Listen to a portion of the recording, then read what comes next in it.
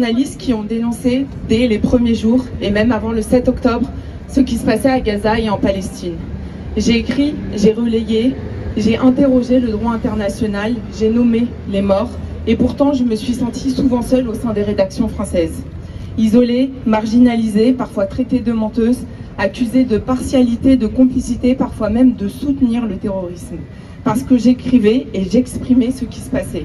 Des civils tués par milliers, des écoles visées, des hôpitaux détruits et des journalistes eux aussi ciblés, eux aussi assassinés.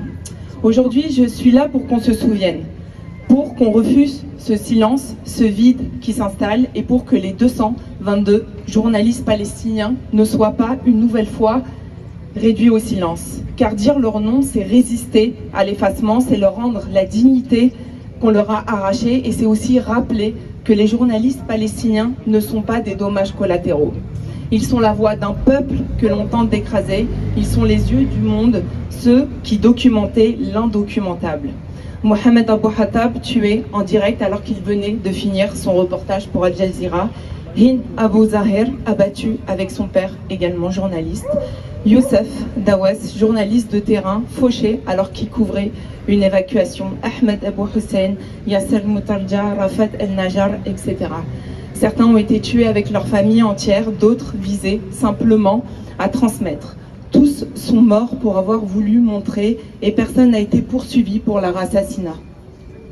Le 222e journaliste tué, c'était il y a quelques jours encore, et il y en aura d'autres si nous nous taisons. Alors je vous le dis aujourd'hui, ce n'est pas seulement Gaza que l'on bombarde, c'est le droit d'informer, c'est le devoir de témoigner et c'est également la liberté de la presse. Je n'idéalise pas, je sais que le journalisme n'est jamais neutre, mais quand toute une profession est visée, quand des chaînes entières sont interdites, quand les caméras sont détruites une par une, il ne s'agit plus d'un conflit, il s'agit d'un génocide dont le récit est méthodiquement étouffé. Je pose alors une question, à quoi sert notre indépendance si nous ne couvrons pas l'injustice? À quoi bon être libre si l'on oublie ceux qui chaque jour paient leur liberté au prix du sang? Je ne vous demande pas des hommages figés, je ne vous demande pas des discours creux, je vous demande de continuer, de relayer, de raconter, de traduire, de citer, de ne pas laisser mourir la mémoire de ces journalistes, ni celle de ceux qu'ils filmaient.